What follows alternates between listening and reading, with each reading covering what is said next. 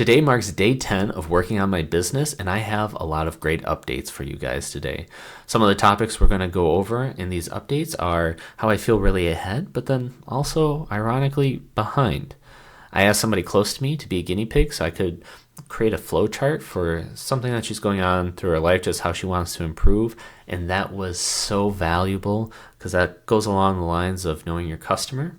Thirdly, I just have so much to do in general in my personal life and also on the business side. But what's reassuring is knowing that they are one-time things, meaning as soon as I get it done, they are done. And knowing that is so powerful. And fourthly, I'll just give a quick update as to how it's going with my current flowchart about how to improve consistency. So before we get in too deep, if you could do me a huge favor, if you could like and subscribe. I'm a smaller channel right now, so every like, every subscribe, I'm monitoring that. I love it. Oh, as opposed to a different account that has 5 million subscribers, it's a drop in the bucket. They won't know. So if you could do me a favor, I'd really appreciate that, especially on this journey that I'm going through. All right, so let's get to it. So first point is the power of 15 minutes and how that helps me feel really ahead, but then also behind. So it's day number 10, and the glass is either half empty or half full. Ironically, I do have a glass that's half full. But what do I mean by that? Often days when I set up a goal and I say just 15 minutes, it seems it's not going to make a difference, that I'm not moving the needle. But when I actually do it, sometimes I put in more time, and it turns out to be very helpful and effective.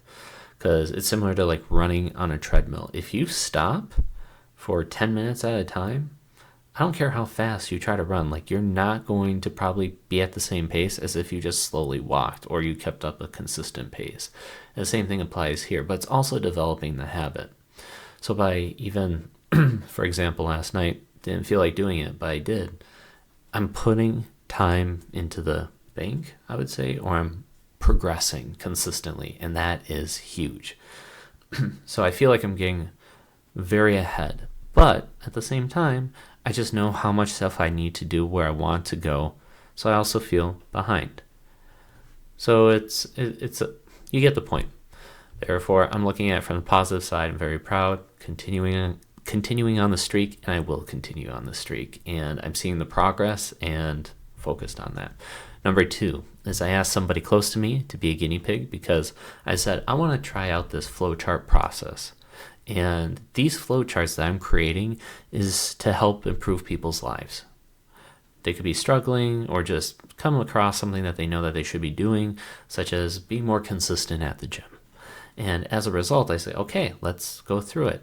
And I've identified certain ways of how to address it, ask for it, and okay, why are flowcharts so effective, at least from my experience? It is because instead of it being in your head and it's kind of feeling based and thought concept based, having it physically written out changes the equation, makes it much simple and allow you to see it at a different angle where you go, whoa, I didn't even think about it that way. Okay. And then you just keep on drilling and say, why do you feel that way? Why are you hitting that roadblock? Is there a different way how you can handle it? What are you going to do once you hit it? How can we make sure that when you have this proposed solution that you actually stay committed to it? Now, it may not be the perfect answer, but you're now attempting something rather than going through a loop that maybe lasts for 3 weeks that you're not so aware of. And that for me was just so exhilarating, so awesome to see, because I got to also observe my own process of doing it and document it, because it is an art and I enjoy doing it. Likewise, she gave me a ton of great feedback. So how does this apply to you? There's the concept of know your audience, know your customer. What do they want? And actually do test runs, ask for their feedback so that you have a better understanding. So the fact that I actually took the time to do that with one person officially, so much great feedback, and I have more of a vision or direction path.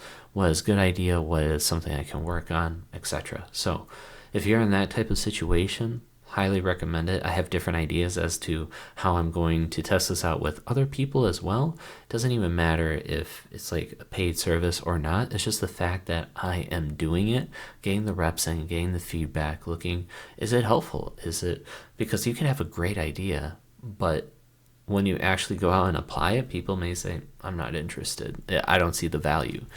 Tough pill to swallow, but it's better to know at the beginning rather than have this fantasy and putting all the work when you actually go to market and you're screwed. Which, don't get me wrong, there's definitely ways where probably you can improve it. It may take time to hash it out, but at the same time, getting feedback at the very beginning, in my experience right now, has proven to be very effective and helpful.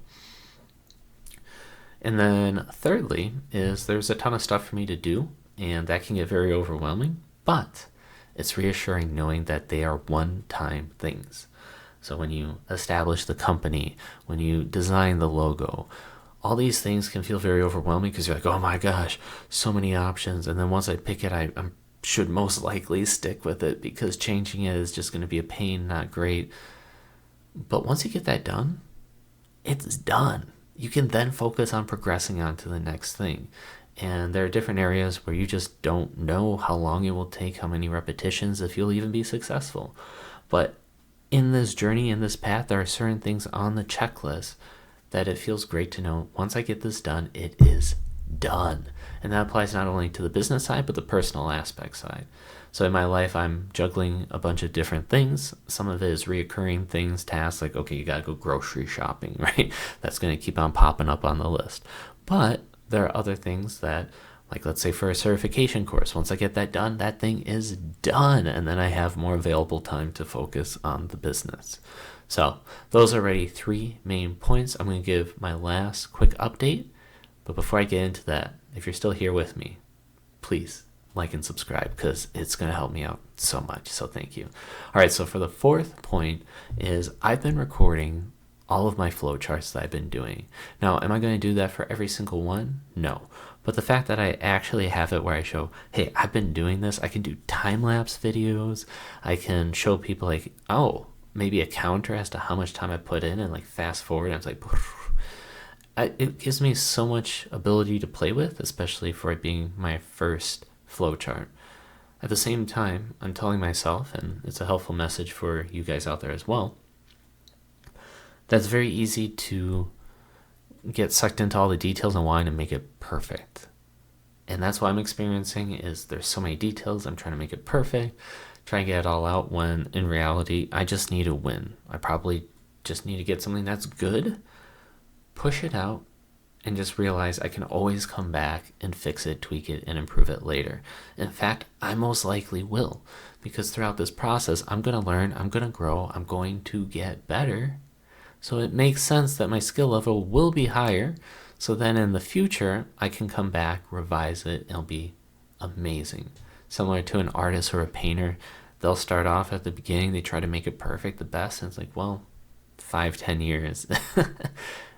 It's the best that you could do at this time, but just realize you can always come back, redo it, and do it even better, different styles, etc. So main takeaway is don't get too focused on perfection, deliver. Come up with some deliverables. In the meantime, come up with some creative ideas as well, especially document it, because then you can always look back. And when I started dancing, I took it up as a hobby. I didn't think much of it, that I was going to be social dancing and doing a lot.